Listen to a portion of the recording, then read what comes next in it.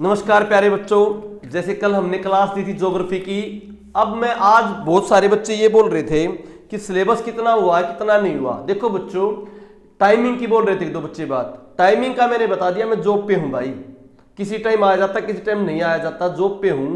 पर सिलेबस की बोल रहे थे, सिलेबस का पॉइंट मैं क्लियर कर देता हूं। सिलेबस मैंने कितना करा लिया, आपके पास कितनी वीडियो पहुंची, क्योंकि मैंने रिकॉर्डेड बोर्ड में आपको काफी वीडियो दी थी, वो आपके पास पहुंच गई। पहले मैं सिलेबस का बता दूं, और बताया था मैंने जॉब से 1.5 घंटा आने में लगता है, 1.5 घंटा जाने में लगता है, और जॉब की टाइमिंग अलग अलग है। सिलेबस सुन लो। पहले तो बताता हूं हरियाणा में क्या क्या बचा हुआ है। हरियाणा में केवल दाने समझला जॉर्ज थॉमस से लेकर जॉर्ज थॉमस 1857 की क्रांति और आजादी तक बस हिस्ट्री बची हुई है, हरियाणा की हिस्ट्री। इसके अलावा कोई हो तो मुझे बता देना। हरियाणा की तो हिस्ट्री बची हुई है। ज्योग्राफी में हरियाणा में ज्योग्राफी में बचे नदी, सिंचाई, मिट्टी, नदी, सिंचाई, मिट्टी, ये वाला पोर्शन बचा हुआ है। जलवायु, ये ज्योग्राफी में बचा हुआ है। इसके अलावा विकिपीडिया को पूरा पॉइंट देख लेता हूं, सारे के सारे विकिपीडिया को पॉइंट देख लेता हूं, सारे बोल रहा हूं। बच्चे बोले सिलेबस। नाम उपकरण मेले हो चुके हैं, मंदिर, मजार, गुरुद्वारा, वास्तुकला, त्योहार हो चुके हैं, ऐतिहासिक नामकरण हो चुके हैं, प्राचीन इतिहास हो चुका है, मध्यकालीन इतिहास हो चुका है, अभिलेख हो चुके हैं, गांधी और आधुनिक इतिहास बचा है, हरियाणा का उदय हो चुका है, मुख्यमंत्री सरकार हो चुकी है, प्रशासनिक इकाई, न्यायपालिका, नगरपालिका हो चुकी, पंचायती राज बचा हुआ है, क्योंकि पंचायती राज और जो आपका ग्राम सचिव से रिलेटेड है वो एक टॉपिक में कराऊंगा। हरियाणा की संरचनाएं, जलवायु बची हुई है, नदियां, नहरें बची हुई हैं, खनिज हो चुके हैं, संचार परिवहन हो चुका है, वन हो चुके हैं, फसलें हो चुकी हैं, राष्ट्रीय उद्यान, पशुधन हो चुका है, जनगणना हो चुकी है, औद्योगिक पार्क हो चुके हैं, शिक्षा संस्थान हो चुके हैं, हरियाणा में संचार पत्रिका हो चुकी हैं, स्टेडियम, संग्रहालय, पर्यटन स्थल हो चुके हैं, वेशभूषा, आभूषण, नाट्य यंत्र, सारी चीज हो चुकी है। हरियाणा के सांग व फिल्म जगत हो चुके हैं। हरियाणा के खिलाड़ी और वो बच्चे हैं, वो मैं करंट के एस्पेक्ट से कराऊंगा। अब मैं बताता हूं और हमने क्या कर लिया है। और हमने इकोनॉमिक्स के कंसेप्चुअल इकोनॉमिक्स कर ली है, कंसेप्चुअल इकोनॉमिक्स। इसके अलावा भी इकोनॉमिक्स है, वो हम क्वेश्चंस के थ्रू करेंगे। क्वेश्चंस के थ्रू, जैसे लेट अस सपोज मैं एक टॉपिक में दे दूंगा एक क्वेश्चन, किसका भाई, एक क्वेश्चन दे दिया मैंने प्लानिंग का, तो उस समय जितने भी प्लान थे, प्लान से रिलेटेड जो क्वेश्चन आते हैं सारे एक्सप्लेन कर दूंगा। एक में मैंने टॉपिक में क्वेश्चन दे दिया भाई मार्जिनल प्रोडक्ट का, तो उस समय पर जो आपके एवरेज प्रोडक्ट, मार्जिनल प्रोडक्ट, ठीक है, gross value, zero term value, सारी वैल्यू, वो पॉइंट है वो क्लियर कर दूंगा, जो माइक्रो इकोनॉमिक्स के पॉइंट है। और जो टॉपिक बचे होंगे क्वेश्चंस के थ्रू करूंगा। ज्योग्राफी का एक बहुत बड़ा लेक्चर हो चुका है। ज्योग्राफी में क्या बची है आपकी, वर्ल्ड ज्योग्राफी बची है, और हरियाणा वाली जो मैं आपको करा दूंगा। पॉलिटी जब मैंने कराई थी, कुछ पॉलिटी के टॉपिक साथ में कराए थे। इसके अलावा भी पॉलिटी बचती है, वो पॉलिटी क्वेश्चंस के थ्रू कराऊंगा, ठीक है। हिस्ट्री अलग से कराऊंगा। हाँ, अब जो है जैसे ही हरियाणा कंप्लीट हो जाएगी, हरियाणा कंप्लीट 25 कंप्लीट होने के बाद फिर आपका सिस्टम किस तरह चलेगा वो आज आपको बता देता हूं। पहले तो 1-2 क्लास ज्योग्राफी की दूंगा, 1-2 क्लास पॉलिटी की दूंगा, बड़ी बड़ी। वो देने के बाद फिर मैं बताता हूं किस तरह से अपना सिलेबस चलेगा, ध्यान से समझना उसको। मैं जो है 5 घंटे मिलूंगा तुमसे, 5 घंटे तुमसे डेली मांगूंगा। ये नारा है, तुम मुझे 5 घंटे दो, मैं तुम्हें ग्राम स्ट्यू दूंगा। तुम मुझे 5 घंटे दो, मैं तुम्हें ग्राम स्ट्यू दूंगा। कैसे 5 घंटे, ध्यान से सुनो। 2 पेपर, एक एक्टिव एक पैसिव, 2 पेपर आपको मिलेंगे। 2 पेपर आपको मिले, एक एक्टिव मिलेगा, एक पैसिव मिलेगा, ठीक है। मॉर्निंग में, इवनिंग में 2 पेपर मिल गए। शाम को तो 1-1 घंटा तो इनको लगाने का, 1 घंटा इसको लगाने का, 1 घंटा या तुम 2.5 घंटे लगा लो दोनों को लगाने के। उनके आंसर मत सोचना, क्या आंसर सर्च करो, मत सर्च करियो। 2.5 घंटे केवल लगाइयो। केवल लगाने के बाद 2.5 घंटे, फिर तुम्हारे पास क्या होगा, 2.5 घंटे लगाने के बाद शाम को 2-2.5 घंटे में उसकी एक्सप्लेनेशन करूंगा। 2-2.5 घंटे एक्सप्लेनेशन का मतलब ये बच्चों, जैसे मैंने एक क्वेश्चन में डाल दूंगा आपातकाल डाल लिया, तो आपातकाल का पूरा 10-15 मिनट में सारा आपातकाल क्या कर दूंगा, एक्सप्लेन कर दूंगा। जो हमारे बचे हुए टॉपिक है, कंसेप्चुअल तो क्लास ले लूंगा 4-5, उसके बाद बचे हुए जो टॉपिक है वो सारे के सारे क्वेश्चंस के थ्रू कंप्लीट कर दूंगा। उससे क्वेश्चन भी प्रैक्टिस हो जाएंगे, डेली का डेली पेपर भी होगा, सारे के सारे टॉपिक क्या हो जाएंगे, कंप्लीट हो जाएंगे। बस एक क्लास रेगुलर, एक क्लास साइंस की चलेगी। रेगुलर एक क्लास साइंस की चलेगी। अब आगे हिंदी और वो भी पढ़ाने की बोली थी, बिल्कुल पढ़ाऊंगा। उस पेपर में जब मैं हिंदी कराऊंगा तो साथ के साथ हिंदी के टॉपिक एक्सप्लेन कर दूंगा। लेट अस सपोज 4 समास के टाइप होंगे तो वहां पर चारों समास के टाइप एक्सप्लेन कर दूंगा। संधि के टाइप होंगे, संधि एक्सप्लेन कर दूंगा। और एक और है, कोशिश करूंगा कि कोशिशें कामयाब होती वायदे टूट जाते हैं। इंग्लिश में भी मैं इसी तरह से क्वेश्चन डालूंगा। मैं एक टॉपिक का एक क्वेश्चन डालूंगा ताकि वो टॉपिक क्या हो जाए, कंप्लीट हो जाए। ठीक है, फिर जो मान लो संग्रहालय डाल दिया तो भाई 20 पेपरों में एक बार संग्रहालय डाल दिया, एक ही बार में सारे संग्रहालय एक्सप्लेन कर दिए। एक बार स्टेडियम का डाल दिया, भाई पुस्तक ज्यादा है तो पुस्तकों की ज्यादा डाल दिए। एक बार अभिलेख का डाल दिया, एक बार सिक्कों का डाल दिया, तो सारी चीजें एक्सप्लेन होती चली जाएंगी। तो ईच एंड एवरी टॉपिक आपका हो जाएगा। तो वो 2.5 घंटे जो एक्सप्लेनेशन के वो आपके लिए बहुत जरूरी होंगे और 2.5 घंटे आपके पेपर करने के।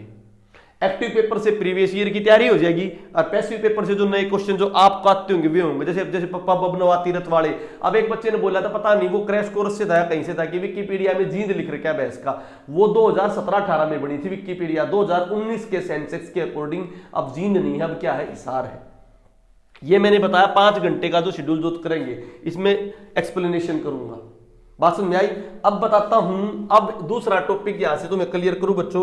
एक रेगुलर, जैसे हरियाणा जी के कंप्लीट हो जाएगी 25-30 नंबर की, फिर साइंस की रेगुलर क्लास चलेगी। हमारे पास 20 दिन होंगे, 20 दिनों में 1.5 घंटा की साइंस चलेगी, 1.5 घंटे की साइंस चलेगी। तो आराम से साइंस में कंप्लीट कर दूंगा लंबी ले लेके साइंस के इंपॉर्टेंट टॉपिक्स को, क्योंकि फिर जीएस के क्या करेंगे, जीएस के टॉपिक क्वेश्चंस के थ्रू, और साइंस की रेगुलर क्या ले दें, क्लास। अब बात हो रही थी यहां पर आने की, अटेली पर आने की बात हो रही थी, सरिसार ले लो, रोहतक ले लो। देखो बच्चों, मेरा कभी जो बच्चे पहले पढ़े हो ना वो मुझे जानते होंगे, जिस दिन बारिश होती थी या जिस दिन कोई त्योहार होता था उस दिन मैं जरूर क्लास लेता था। उसका रीजन क्या था, उस दिन मेरी क्लासेस कम होती थी और वहां पे आराम से मेरी छुट्टी होती थी। तो जिस दिन बारिश हो, त्योहार हो, जिस दिन मौसम खराब हो, उस दिन मैं क्लास ज्यादा लेता हूं और लंबा खिंचवाता हूं। तो मेरा जो मानना ये है बच्चों, मैं तेज क्यों कराता हूं, क्योंकि तेज टाइम नहीं है। अगर मैं कल वो ज्योग्राफी की क्लास 40 घंटे में कराता, सब उठ कर कहते वाह के मास्टर है भाई, को सुत्ता समझा दिया। परंतु वो देखो ना 40 घंटे में टॉपिक कितने होते, वो टॉपिक मैंने 4 घंटे में करने की कोशिश क्यों की रही है, क्योंकि जिन बच्चों को आता है उनकी क्विक रिवीजन हो जाएगी, जिनको ना आता उनको फैक्ट मिल जाएंगे। एक बार वो पीडीएफ देख ले और एक बार उन्हें कर ले तो क्लियर हो जाएगी। पीडीएफ आपको मिल जाएगी, पीडीएफ में भी फोटो को ऑटो करवा दूंगा, पीडीएफ आपको मिल जाएगी, फोटो खिंचवा दूंगा, पीडीएफ मिल जाएगी। ठीक है, तो अटेली में आने का रीजन ये, उस दिन एक दो बच्चों ने हमारे पास 4-5 बच्चों के फोन भी आए, उन्होंने अच्छी सलाह दी बिल्कुल। हाँ, अटेली में जो बच्चा होगा उसका मैं एक एक्टिव पेपर लूंगा और ये पेपर ये गारंटी देता हूं वो केवल उन्हीं के पास रहेगा जो यहां पर आ रही है। भैया बोले क्यों उन्हीं के पास क्यों रहेगा सर, ये आप पार्शलिटी क्यों कर रहे हो? ये पार्शलिटी नहीं कर रहा भाई, one who gain who suffer, one who gain who suffer. अब तुम उसमें क्या फर्क पड़ेगा इस पेपर का, जैसे अब मैंने हरियाणा जीके एडवांस करा दी, एडवांस हरियाणा जीके संडे तक आपके पास सारी वीडियो हो ली, तो एडवांस हरियाणा जीके जो पिछली बार हरियाणा जीके के 22 में से आपके 10 या 12 आए थे, अब 22 में से 22 या 20 आ जाएंगे, तो तुम्हारा कॉन्फिडेंस गेन होगा। और लिख के देता हूं, यहां पर जो आके बच्चों ने पेपर दिया उनके 90 में से 60-65 आ गए, और बाहर जो पेपर देंगे वो पेपर मान लो कभी दूसरे वाला पेपर दे भी दूं, उसमें से 90 में से 75 ले पाऊंगी, क्योंकि वो ऑनलाइन मोड में देंगे, वो पेपर ऑनलाइन मोड में देंगे जब सब चीटिंग करते हैं अपने आप को बेस्ट दिखाने के लिए। परंतु ये पेपर में केवल अटेली और केवल उन बच्चों का जो यहां पर आएंगे। दूसरी बात, जो अपना टाइम भाई उस दिन का उनका टाइम वेस्ट होगा, उस बात के लिए मैं सॉरी बोलता हूं। मैं क्यों नहीं और कहीं पे जा सकता, उसका रीजन क्या है, क्योंकि मुझे यहाँ पर बहुत सारे आपके लिए लेक्चर बनाने पड़ते हैं। जैसे मैं एक दिन घर पे गया हूं, केवल एक दिन घर पे गया हूं अपने रोहतक, और उस दिन भी मैंने टाइम वेस्ट नहीं किया, 4-5 घंटे आपको क्लास दी ज्योग्राफी की जाके यूट्यूब पे, तो मैं एक भी टाइम वेस्ट नहीं करना चाहता बच्चों। सैटरडे संडे मिलते हैं उस दिन ज्यादा लेक्चर, क्योंकि बच्चों जो मैं सिलेबस नया करा रहा हूं वो खुद भी मुझे भी पढ़ना पड़ रहा है, तो मैं बचे हुए टाइम में अपना पढ़ता हूं, और तुम्हें पढ़ के जो 20-25 घंटे में पढ़ता हूं, उस 20-25 घंटे का निचोड़ काट के तुम्हें 1-1.5-2 घंटे में देता हूं।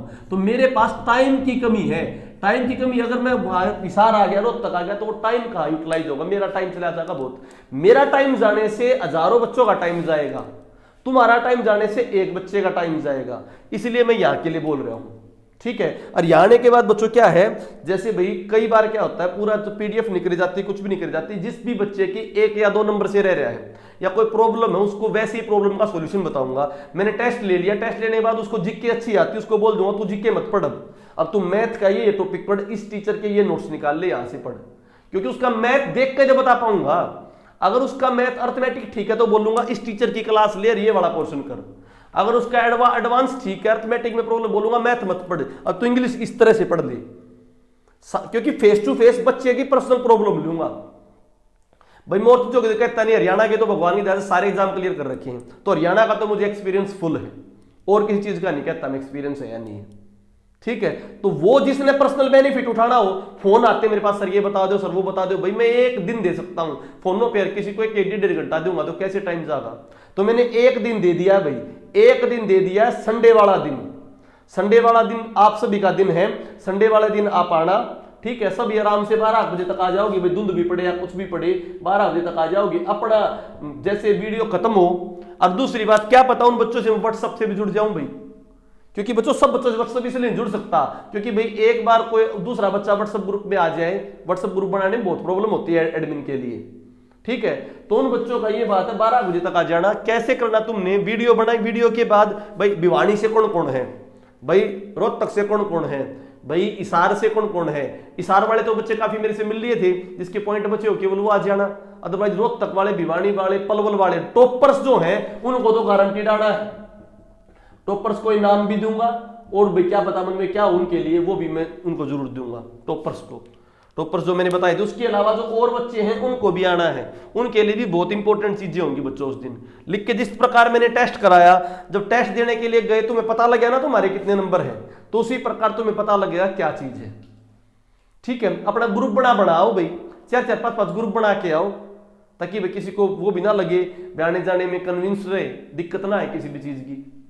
ग्रुप बना के आओ बच्चों। अब ये किसी ने मैसेज किया सर वहां रख लो, तो बर्दाश्त, कोई मैसेज मत करना, नहीं आना मत आओ बेटा, ठीक है। क्योंकि हर किसी को आप है ना, हर किसी को चौनप्राश नहीं खिला सकते। चौनप्राश उसी को खिलाया जाएगा जिसके भाई घोड़ों में इसमें भागने की ताकत होगी। घोड़े पर रेस पे पैसा लगाया जा रहा है, गधे पर रेस पे पैसा ही लगाया जा रहा था। मैं नहीं कहता आप घर पे बहुत अच्छा कर रहे होगे, बहुत अच्छा पढ़ रहे होगे, इस बात को मना नहीं करता मैं, बहुत अच्छी मेहनत कर रहे होगे बच्चों। फिर मुझे इस चीज के लिए मत बोलना कोई भी, सर वो ग्राम चाहिए के एक्स्ट्रा नोट्स है वो दे दो, सर वो चीज थी वो दे दो, इंग्लिश का बता दो, उसका बता दो। यार इरिटेट होता है बंदा, बार बार फोन करेगा, किसी के रिसीव करेगा, किसी के ना कर पाओगे, किसी के लिए एक के लिए पार्शियलिटी नहीं करना चाहता मैं। तो वो दिन सबके लिए होगा, सब देना। बात समझ में आ गई भाई। अब मैंने जो बताया, अब अपने गिने चुने टॉपिक बचे हैं, उनमें से एक टॉपिक है जॉर्ज थॉमस वाला पोर्शन, वो हम स्टार्ट करते हैं बच्चों, ठीक है। तो बता दिया भाई, जो आएगा वो पाएगा, जो आएगा वो पाएगा। One who suffer who gains a lot, ठीक है। कमेंट पे जरूर जवाब देने बच्चों, बस आज केवल कमेंट, ये कमेंट हो कि बच्चों इतने बच्चे आ रहे, ताकि उनका मैं बोल दूंगा। अब अमित जी हैं यहाँ पर, उनको बोल दूंगा भाई उन बच्चों का एक ग्रुप सा बना लेना, जो बच्चे कमेंट पे यस करें उनका एक ग्रुप बना लें, ताकि उसके बेसिस पता लग जाए मुझे कितने बच्चों का खाने का अरेंजमेंट करना है, कितने बच्चों का क्या करना है। मेरी तरफ से लंच भी होगा बच्चों, यहाँ पर लंच भी होगा, ठीक है।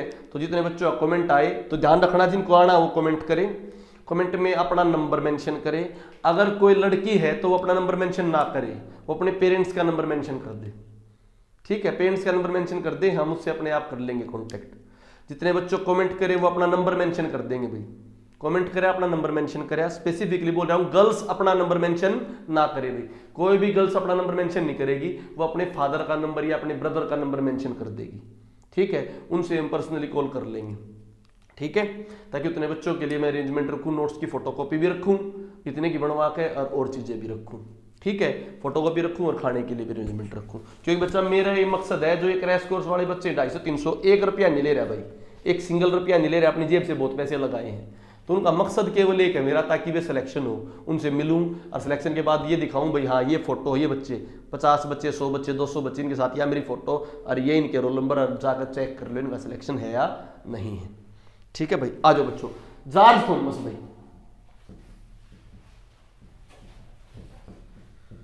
पहले 2 मिनट का सुन। जॉर्ज बताइए ना मैंने भाई, एक वो क्या था, सैनिक था, सैनिक बन के भाई आ गया मद्रास वगैरह में, वहां पर जो आपका समुद्र था वहां पर क्या करने लगा, अटैक करने लग गया, लुटेरा बन गया, फिर मुगलों की सेना में आ गया, मुगलों की सेना में समरू बेगम का खास बन गया था। तो समरू बेगम के बाद मराठा में आ गया था, मराठों ने जागीर दे दी थी, तो फिर सिखों को हराने लग गया था। बाद में मराठों को उल्टा सीधा बोलने लग गया था। तो मराठे सिख सब के साथ ही क्या होगी लड़ाई, जाटों में राजा जवाहर सिंह के साथ इसकी लड़ाई होगी। परंतु स्टार्टिंग में काम करते करते उसने बहुत बड़ी संगठित चीज कर ली थी, और वो सारा का सारा अपने जारजगढ़, एक तो किला जाजगढ़ में बनाया था और एक आसी में, कहां पर, आसी को अपने क्या बनाया था, मुख्यालय बनाया था। तो बाद में मरे भी कैसे गा, ये सारे जो सिख जाट और जो बच्चों ये सारे जो ये थे मराठे सारे इकट्ठे हो जाएंगे और उसको लड़ाई में हराएंगे। तो लिखो बच्चों, जॉर्ज थॉमस के बारे में लिखना नहीं, विकिपीडिया तो मिल जाए, सुन लो। 1756 में आयरलैंड में जन्म हुआ था भाई, आयरलैंड में जन्म हुआ। हरियाणा में इसको सिक्का ए साहेब और सिक्कटे साहेब के नाम से भी जाने जाते हैं, ठीक है। क्योंकि ये क्या था, कोई रोजगार नहीं था। पहले भारत में मद्रास में आया था, पहला क्वेश्चन है जब भारत में कहा आया, मद्रास में आया, वहां पर कोई व्यापार नहीं था, तो लूटपाट करने लगा समुद्री यात्रियों के साथ से, ठीक है। फिर इसके बाद ये हैदराबाद के निजाम के यहाँ सैनिक की नौकरी कर ली। हैदराबाद के निजाम, तो पहले नौकरी किसके पास, हैदराबाद के निजाम के पास। और वहां पे नौकरी करने के बाद फिर क्या हो गया बच्चों, वहां पर तोपची का काम करने लग गया। पहले सैनिक बना, फिर क्या बन गया, तोपची बन गया। ये बहुत ही बहादुर था, तो बहादुर था तो क्या होगा, सबकी हाईलाइट में आएगा। और वहां से आने के बाद ये दिल्ली पहुंच गया। दिल्ली पहुंचने के बाद ये किससे मिला, एक मैंने बताई थी समरू बेगम समरू का कंसेप्ट बताया था ना, कि एक फरजाना नामक की क्या थी, फरजाना नामक की वैश्या थी, और फरजाना नामक की वैश्या से फिर सोमरे से ब्याह हो गया था। सोमरे सरदाना का जागीरदार था। तो ऐसे जो समरू बेगम है उसका खास हो गया था, समरू बेगम की सेना में आ गया था। फिर भांडावास रेवाड़ी में जो शाह आलम था, इसका जो नवाब था, उसने शाह आलम को मारने की क्या कोशिश की, उस युद्ध को बोलते हैं भांडावास का युद्ध। कौन सा युद्ध, भांडावास का युद्ध।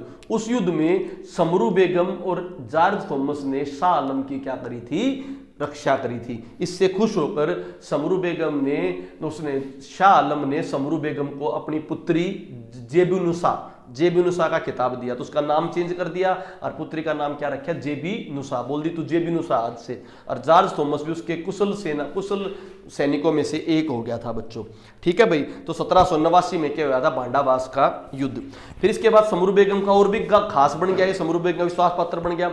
विकिपीडिया में वहां पर ना गलती से बच्चों शाह आलम की वो रखी दिखाई गई, पत्नी नहीं थी, शाह आलम की पत्नी नहीं थी समरू बेगम, वो उसके कोई भी रिलेशन नहीं था। उसको बचाने की वजह से वो उसको अपनी पुत्री मानने लग गया था बस, ठीक है भाई।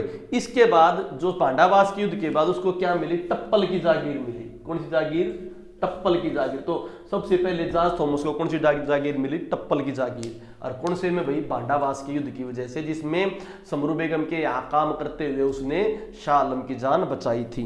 फिर इसके बाद बच्चों, तो पहली रियासत होगी भाई, उसके बाद करते हैं क्या हुआ। फिर मराठे जो थे, मराठे दिल्ली में आ गए थे।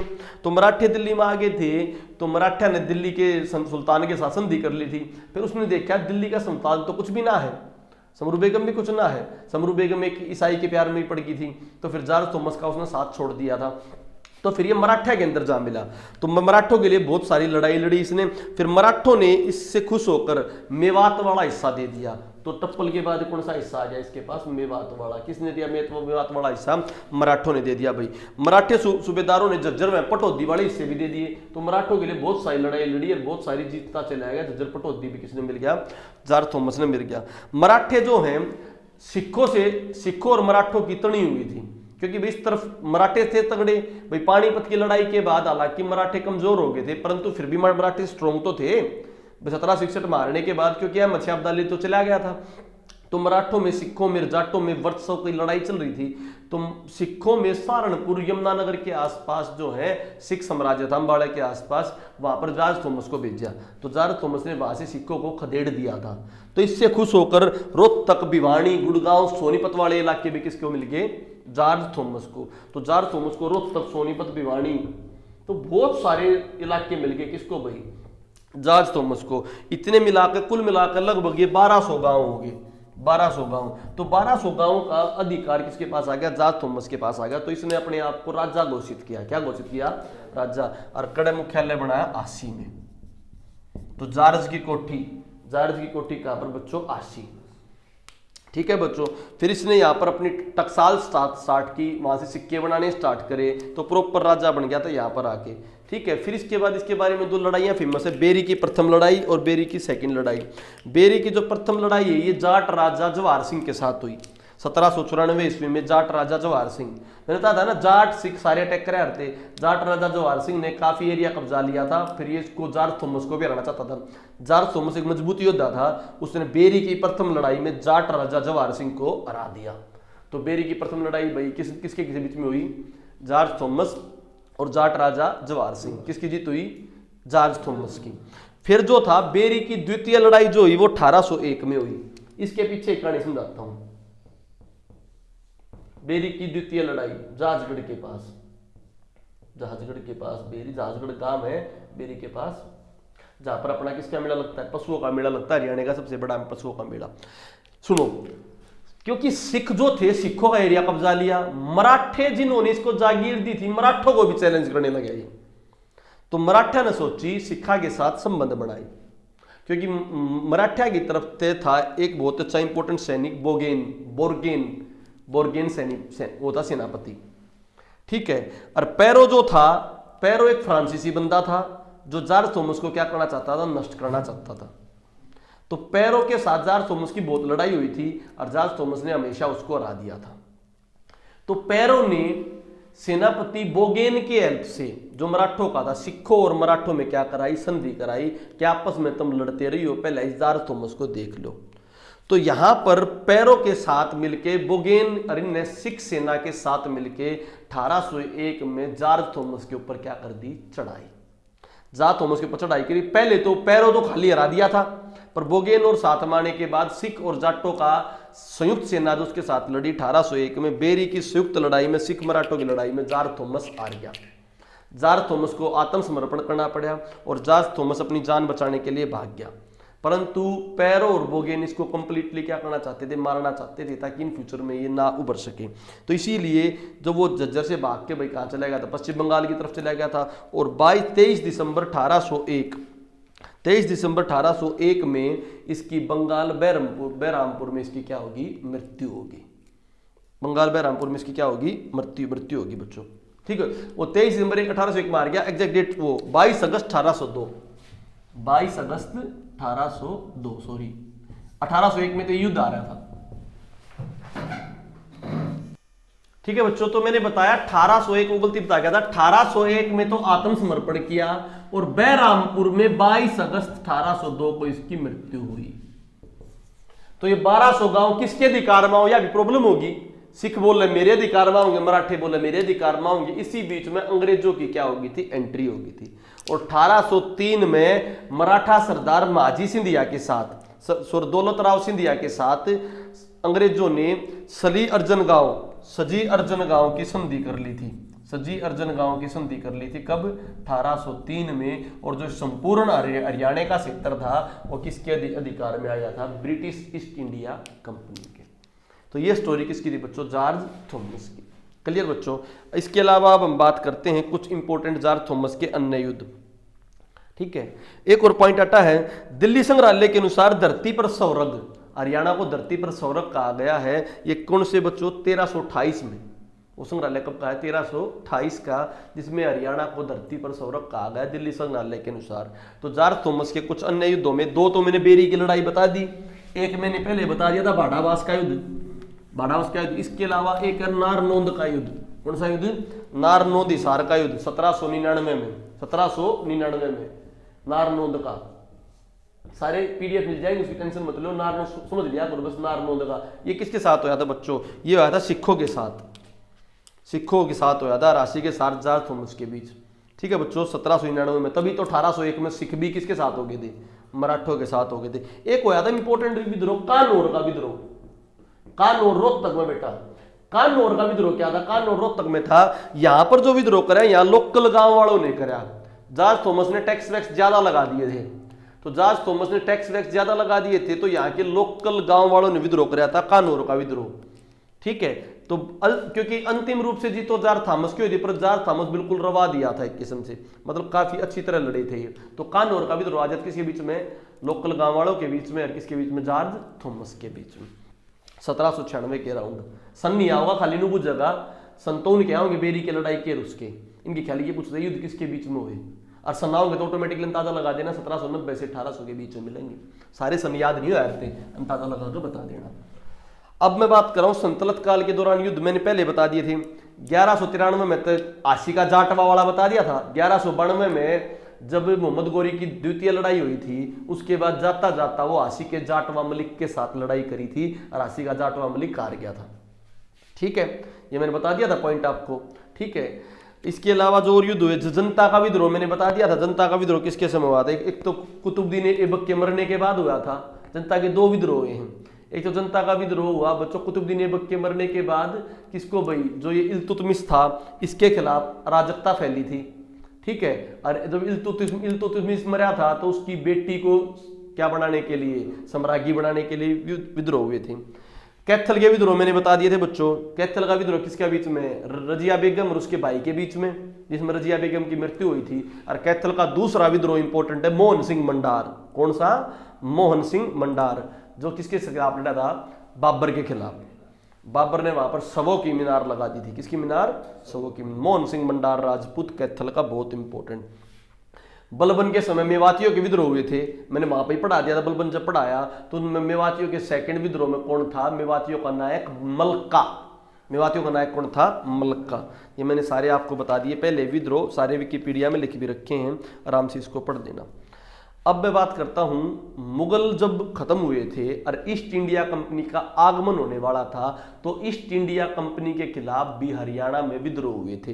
मैं उन विद्रोह की बात करता हूं जो लगभग 1857 से पहले के विद्रोह। क्या ईस्ट इंडिया कंपनी का हरियाणा में विद्रोह केवल 1857 में हुआ है? क्या इससे पहले कोई विद्रोह नहीं हुआ? तो बच्चों ये डेट वाइज भी पूछ सकते हैं या 1857 से पहले के विद्रोह पूछ सकते हैं। तो वो विद्रोह बता रहा हूं, ईस्ट इंडिया कंपनी के साथ जो यहाँ की छोटी रियासतें थी उन्होंने जो विद्रोह किए थे।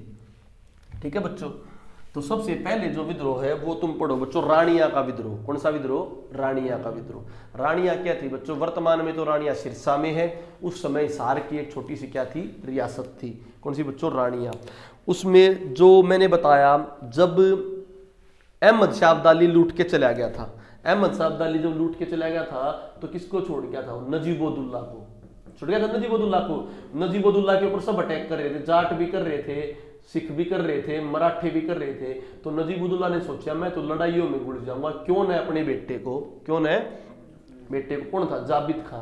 कौन था बच्चों? उसको उसने हिसार का फौजदार बना दिया था। हिसार का फौजदार बना दिया था। तो बाद में हिसार में से मेन कौन सी? वो रानिया नामक रियासत में रहने लग गया था। कौन? जाबित खां। ठीक है बच्चों, तो स्टार्टिंग में तो एक बार तो उसका इनके साथ, अंग्रेजों के साथ, जब अंग्रेज बोले भाई तू हमारी हुकूमत अपना, तो स्टार्टिंग में तो 1810 में उसने मना किया, परंतु 1818 में तो उसने अंग्रेजों के साथ लड़ाई लड़ ली थी। तो दो बार विद्रोह करे रानिया वाले ने, रानिया के जाबित खान ने, एक तो 1810 में, एक 1818 में। एग्जाम में जो पूछा गया 1818 में पूछा गया। तो हिसार के जाबित खान ने कब अंग्रेजों के साथ विद्रोह किए? 1818 में। ठीक है बच्चों, 1818 में। बहुत इंपॉर्टेंट है। रानिया रियासत का कौन था? जाबित खां। किसके खिलाफ? ईस्ट इंडिया कंपनी के खिलाफ विद्रोह। ठीक है, क्योंकि ये बोलते थे, ये मोस्टली विद्रोह किस लिए होंगे? अधीनता स्वीकार करने के लिए। दो टाइप के विद्रोह होंगे, एक तो हमारी अधीनता स्वीकार कर लो, या वो राजा मर जाएगा। राजा मर जाएगा तो अंग्रेज क्या है? कठपुतली राजा को बिठाना चाहोगे, कठपुतली रानी को बिठाना चाहोगे, तो लायक राजा का भाई होगा या लायक राजा का कोई भतीजा होगा, तो वो संतलत के खिलाफ क्या कर देगा? विद्रोह। और अंग्रेज उसमें कह देंगे, उनके अपोजिट में कह देंगे साथ। ठीक है, अब दूसरा विद्रोह छछरौली का विद्रोह, ये भी इंपॉर्टेंट है बेटा। छछरौली, छछरौली का है जिसको हरियाणा की चेरापूंजी बोलते हैं, छछरौली यमुनानगर में है। छछरौली का जो विद्रोह हुआ उसके बारे में बात करते हैं। इसमें बुंगेल सिंह राजा था। कौन राजा था? बुंगेल सिंह। बुंगेल सिंह की क्या होगी? मृत्यु होगी। बुंगेल सिंह की मृत्यु होने के बाद उसकी पत्नी रामकौर, कौन सी पत्नी? मरा कौन? बुंगेल सिंह। बुंगेल सिंह की मृत्यु के बाद उसकी रामकौर जो पत्नी थी वो क्या करने लगी भाई? राजपाट संभालने लगी। परंतु उसका जो भाई था जोध सिंह, कौन? वो लायक था, तो उसने ये बात हजम नहीं हुई। परंतु अंग्रेज जो थे वो क्या कर रहे थे? रामकौर को क्या दे रहे? सपोर्ट दे रहे, ताकि रामकौर ने बना देंगे, आराम से बाद में क्या कर लेंगे? कब्जा लेंगे। तो फिर बच्चों 1818 में ही जोध सिंह ने, किसने? रियासत के खिलाफ विद्रोह किया। किसके खिलाफ? रामकौर के खिलाफ। किसके खिलाफ? ठीक है, तो याद पेपर में आ गया जाता बच्चों, छछरौली से कौन सी महिला थी? रामकौर। छछरौली कौन सी मिला?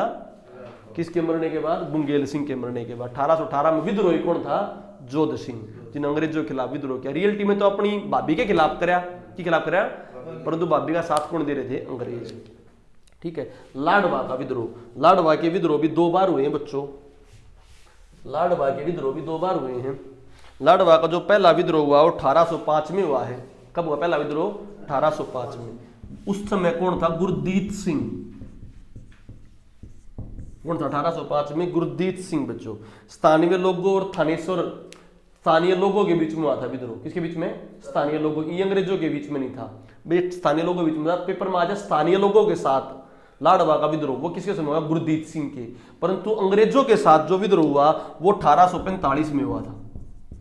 ये 1805 में तो स्थानीय लोगों के साथ हुआ था, स्थानीय लोगों के साथ। किसका? गुरदीत सिंह का। 1845 में जो विद्रोह हुआ था वो ईस्ट इंडिया कंपनी के खिलाफ। किसने कराया था? अजीत सिंह ने। क्यों कराया समझाता हूं। जो ये अजीत सिंह था, 1839 में राजा रणजीत सिंह की मृत्यु हुई थी। राजा रणजीत सिंह की मृत्यु हुई थी पंजाब वाले की।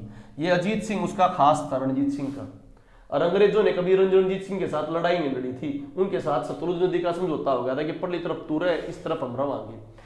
जैसे रणजीत सिंह मरा तो इसके जो खास थे, जो कर रणजीत सिंह के खास 2 थे, एक तो अजीत सिंह लाडवा कुरुक्षेत्र वाला था, एक जो है जींद वाले थे। जींद वाला गेला उसकी रिश्तेदारी थी। जींद वाला ने तो अंग्रेजा गेला हाथ मिला लिया। मैं बताऊं भी तुम्हें 1857 की क्रांति में राजा स्वरूप सिंह जो जींद के थे उन्होंने अंग्रेजों का साथ दिया था, परंतु कुछ स्वाभिमानी व्यक्ति थे। उन स्वाभिमानी व्यक्तियों में कौन था? अजीत सिंह। इन्होंने अंग्रेजों का साथ नहीं माना, तो इसीलिए उसके साथ क्या हुई? लड़ाई हुई। इसकी इतनी लड़ाई हुई थी, इसको भाई इलाहाबाद कारावास में डाल दिया था। पेपर में आ जाए किस महाराजा को अंग्रेजों ने इलाहाबाद कारावास में डाल दिया? अजीत सिंह को। किसको? अजीत सिंह। लिख लो, पॉइंट विकिपीडिया में नहीं है, इलाहाबाद कारावास में डाल दिया था। और दूसरा पॉइंट बोलूं, किस राजा को अंग्रेजों ने नोटोरियस चीफ कहा है? Notorious chief. Notorious chief, notorious chief किस राजा को कहा है? अजीत सिंह को कहा है अंग्रेजों ने। तो 2 पॉइंट आ जाए, नोटोरियस चीफ कहा है और इलाहाबाद के कारावास में डाल दिया। किसका करीबी था ये? रणजीत सिंह का करीबी था। तो रणजीत सिंह की मृत्यु के बाद अंग्रेज इनके खिलाफ हो गए थे। जो अंग्रेजों का साथ दे दिया वे ठीक, जो ना दिए वे खराब। ठीक है, अंग्रेजों के समय रोहतक, गुड़गांव, सोनीपत, हिसार, इनके कृषकों ने विद्रोह कराया था। इनके कृषकों ने क्या विद्रोह कराया था? ये कह रहे थे कि ब्रह्मा का युद्ध होगा, ब्रह्मा का युद्ध। ब्रह्मा के युद्ध में अंग्रेज हार गए। क्या हार गए? इनका फायदा ठाठा गया। यहाँ के लोगों ने जो भी उनके मुख्यालय थे सब कुछ लूट गए, मार गए उनको। फिर बाद में पता लगा अंग्रेज तो ब्रह्मा का युद्ध जीत गए।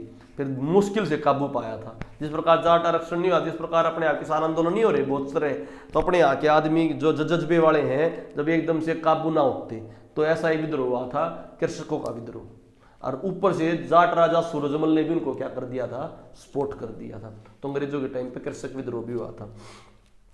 ठीक है बच्चों, जींद विद्रोह। देखो जींद में भी ये नहीं था कि सारे खराब थे, जींद में भी कुछ स्वाभिमानी व्यक्ति थे, परंतु उनकी आवाज किसने दबा दी? अंग्रेजों ने। सुनो क्या हुआ जींद में। जींद में के राजा थे 1813 में बाघ सिंह राजा थे 1813 में, जींद के बाघ सिंह। इनका लकवा लग गया। लकवा लगते मेन राजा थे तो प्रॉब्लम होंगे। तो भाई प्रताप सिंह को कार्यकारी शासक बनाया गया। प्रताप सिंह को क्या बनाया गया? कार्यकारी शासक बनाया गया। परंतु इसकी जो रानी थी सुहाद्री, उसने यह बात हजर ना हुई, उसने अंग्रेजा का साथ ले लिया। तो रानिया ने भी अपने यहाँ बहुत खराब काम कराया है। इन्हें किसका साथ ले लिया? अंग्रेजा का साथ लेके प्रताप सिंह के खिलाफ क्या कर दी भाई? लड़ाई कर दी। प्रताप सिंह का जो है, प्रताप सिंह को बुरी तरह से हार गया था, इसलिए रानी सुहाद्री आगे चली। फिर रानी सुहाद्रियों के वंशजों में कौन होया? स्वरूप सिंह। कौन होया? तो जैसी कायर रानी थी उसी हिसाब से क्या होगा भाई? अगला राजा भी होगा। तो प्रताप सिंह रहता तो बहुत अच्छा रहता। ठीक है बच्चों। और जींद का किला किसने बनवाया है? जींद का किला इनने नहीं बनवाया। जींद का किला इनके ऊपर वाले वंशज थे, गजपत सिंह ने बनवाया था। किसने बनाया था? गजपत सिंह। उनमें बाघ सिंह और प्रताप सिंह का लेना देना नहीं था। ठीक है बच्चों, एक और विद्रोह हुआ था, बलावली का विद्रोह। बलावली यो भी विद्रोह जींद में था। बलावली का विद्रोह भी कहां पर था? जींद में। जो ये प्रताप सिंह था ना, इसी का सहायता करी थी गुलाब सिंह ने। तो दो हो गए विद्रोही, एक तो गुलाब सिंह उन्हें बलावली में करी और एक प्रताप सिंह। तो प्रताप सिंह का साथ किसने दिया था? गुलाब सिंह ने। तो बलावली एक छोटी सी जंग थी कहां पर? जींद में, वहां पर भी अच्छा विद्रोह हुआ था। तो प्रताप सिंह का साथ किसने दिया था उसमें? गुलाब सिंह। तो बलावली जींद विद्रोह आ जाए तो विद्रोही नेता कौन होगा? गुलाब सिंह। और जींद आ जाए तो प्रताप सिंह। क्यों हुआ? प्रताप सिंह भाग सिंह की मृत्यु होगी, रानी सुहाद्री नया बात हजम नहीं हुई कि प्रताप सिंह चला होगा, उसने अंग्रेजा का के ले लिया, साथ ले लिया। ठीक है बच्चों, आगे आ जाओ। जो लोहारू रियासत थी ना, लोहारू, उसमें जो नवाब था वो अंग्रेजा का खास पिट्ठू था। लोहारू में इसलिए 4-5 विद्रोह होंगे। कहां पर? लोहारू जो भिवानी में है, उसका जो नवाब था वो अंग्रेजा खास पिट्ठू था। तो वहां पर क्या होंगे? 4-5 विद्रोह होंगे भाई, और वे सारे विद्रोह खतरनाक होंगे। ठीक है, वहां पर जितने विद्रोह होंगे वो शोराण जाति के जाट करेंगे। शोराण जाति के जाट, वहां पर शोराण गोत है, सहरावत और शोराण 2 गोत है लोहारू के आसपास। तो इससे पहले खुडाना गांव दादरी में विद्रोह हुआ था। खुडाना गांव दादरी के पास विद्रोह हुआ था बच्चों। इसमें क्या था? वहां का निजाम भी खतरनाक था। वहां का एक थानेदार था बंसीधर। क्या था? वो लोगा ने पकड़ लिया भाई, लोगा ने पकड़ लिया तो थानेदार को मार दिया था। तो बस खाली ये ध्यान रखो, खुडाना वो थानेदार मार दिया था, फिर नवाब ने मुश्किल ताका छुड़वाना पड़ा था। नवाब को भी मारने की क्या कर रहे थे? स्कीम कर रहे थे। खुडाना गांव दादरी का, तो नवाब के खिलाफ। तो नवाब की हेल्प किसने करी? अंग्रेजा ने।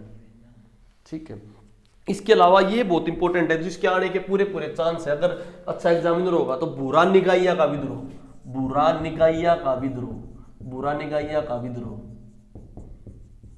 ये इसमें बहुत अच्छी स्टोरी भी बच्चों। ये लजवाड़ा में है। लजवाड़ा में क्या होता था बच्चों? सुनो, अंग्रेजा ने एक पद बना रखा था जेलदार। जेलदार क्या करता था? नंबरदारों से पैसे लेता था, उगाई करता था, सरकार को देता था। तो 2 नंबरदार थे, भूरा और निगाहिया। दोनों की आपस में दुश्मनी थी। अकाल पड़ गया 1877 में। अकाल पड़ गया तो लोगों के पास देने के लिए पैसे नहीं थे। बहुत इंपॉर्टेंट है विद्रोह। तो पैसे नहीं थे लोगों के पास, तो इन्होंने नंबरदारों ने कहा भाई सरकार को जाके पैसे नहीं है, हम कैसे पैसे देंगे? सरकार बोली, सरकार में पटवारी और तहसीलदार आए, वो बोले अगर आ जाओगे तो ठीक से, ना तो अपनी छोरी और बहन बेटी बेच के पैसे दो, हमने तो पैसे देने पड़ेंगे। भाई ये उड़े घूट पी गए भाई गुस्से का। कितनी बड़ी बात कह गया। गांव के 2 मेन चौधरी आदमी थे ये, भूरा हरने का या लजवाड़ा गांव जींद में जुलाने के पास। तो फिर क्या होगा? वहां घूट पी गए। घूट पीटने के बाद ये दोनों आपस में बोलिया नहीं करते, 2 अलग अलग गुट के बंदे थे। तो इन दोनों ने सोचा, आराम से बैठ के बात करने लगे, भाई अपनी लड़ाई बाद में, पहले इनने देखा है तहसीलदार ने। तो दोनों गली में जलने लगे। तो लोगों ने सोचा भाई आज ये दोनों जने इकट्ठे हो रहे हैं, बात के है। तो पूरे ग्राम की पंचायत करी और बोले तहसीलदार को मारेंगे। तहसीलदार जब पैसे लेने के लिए आऊंगा। तो तहसीलदार आया। तहसीलदार जब आया तो इस गाँव का एक बुजुर्ग व्यक्ति था, दुर्गा मांझा की आज भी अपने यहाँ पर लोक कविताएं गाई जाती है दुर्गा मांझा बंदे ने, बड़ी उम्र का बंदा था, उसने तहसीलदार की गर्दन काट दी और पटवारी वहां से भाग गया था। तो वहां पर पूरा सिस्टम आया। पूरा सिस्टम आने के बाद सारे अंग्रेजों की टुकड़ियों को मार दिया। अंग्रेजों टुकड़ियों के मारने के बाद हर कोई व्यक्ति एक घर से जाने लगा भाई अंग्रेजों के खिलाफ लड़ाई लड़ने के लिए। तो एक ब्राह्मण परिवार से गई थी, तो एक बंदी थी, उसके माँ बाप को मार दिया। तो एक लड़की थी 16 साल की, भोली, उस भोली ने उस लड़ाई में 16 अंग्रेजों को काट दिया। तो अभी भी ये कहावत है, ढेर बाजरा जोड़ी में 16 काटे भोली ने। हरियाणा में, जींद में कहावत है, ढेर बाजरा सोड़ी में 16 काटे भोली ने। तो भोली इन्होंने अंग्रेजों को काटा था। भोली कहां से भाई? लजवाड़ा से। बुरा निगाहिया का विद्रोह, इस विद्रोह से अंग्रेज आतंकित हो गए थे। और इस विद्रोह के बाद कभी भी जाट लैंड में अंग्रेजों ने मनचाही कर नहीं लगाई। तो अपने जो जाट लैंड थी भाई हरियाणा में, हिसार, रोहतक, सोनीपत, इनमें अंग्रेजों ने कर लगाने बंद कर दिए थे। तो बहुत इंपॉर्टेंट था ये, बहुत कम कर लगाया थे। 1877 में अकाल, बुरा निगाहिया का विद्रोह। अकाल 2 पड़े थे बच्चों, एक तो 1833-34 में अकाल पड़ा था और एक 1877 में अकाल पड़ा था। 1877 वाले को चौतसिया अकाल बोलते हैं, चौतीसा अकाल। 1833-34 वाले को नाबिया अकाल बोलते हैं, नाबिया अकाल। ये भी क्वेश्चन आ जाए ना भी, क्योंकि ये क्वेश्चन अकाल से रिलेटेड था, टैक्स देने से रिलेटेड, बहुत इंपॉर्टेंट है। दुर्गा मांझा भोड़ी, ढेर बाजरा जोड़ी में 16 काटे भोड़ी ने। ठीक है, 1877 हो गया भाई। अकाल 1877 के अकाल को 34 अकाल कहते, 33-34 को नाभिया अकाल कहते। कर दो भाई रब, ये कुछ मैंने क्या बताया, इंपॉर्टेंट विद्रोह बता दिए थे।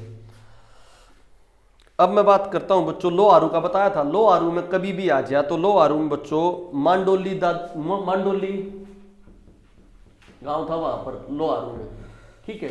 अब मैं इंपॉर्टेंट बात बताता हूं, ये मांडोली अब दादरी में पड़ता है। कहां पड़ता है मांडोली? अब ये दादरी में। इसमें कभी भी लो आरू से रिगार्डिंग नेता आ जाए तो दिलसुख शोराण, एक तो नेता कौन होगा? दिलसुख शोराण। पेपर में आ जाए, देखो पूरी स्टोरी सुनोगे तो गलत, पूरा लंबे 5-7 विद्रोह हुए थे तो ना काम आओ। दिलसुख शोराण, दिलसुख शोराण, बदराम शोराण, ये नेता थे जिन्होंने अंग्रेजों के खिलाफ लड़ाई लड़ी थी, भूमिगत भी हो गए थे। दिलसुख शोराण, बदराम शोराण, दिलसुख शोराण, बदराम शोराण। और इतना तगड़ा वो कराया था इन्होंने, पूरे गांव को आजाद कर दिया था, अपनी सरकार भी बना दी थी। गांव का नाम मांडोली से बदलकर फतेहपुरी कर दिया था, मांडोली गांव से बदलकर फतेहपुरी कर दिया था। पूरी अपनी सरकार भी बना दी थी, अंग्रेज कुछ भी नहीं कर पाए थे। लो आरू के विद्रोह, लो आरू के जो नवाब था वो अमीनुद्दीन था, अमीनुद्दीन, तो उसके खिलाफ पूरी तरह से लड़ाई लड़ी थी दिलसुख शोराण और बदराम शोराण में, दिलसुख शोराण और बदराम शोराण, ठीक है भाई, इंपॉर्टेंट पॉइंट। अब मैं बताता हूं क्रांति, 1857 की क्रांति। तो 1857 की क्रांति को 2-3 पॉइंटों के हिसाब से पढ़ेंगे। एक तो पॉइंट ये पढ़ेंगे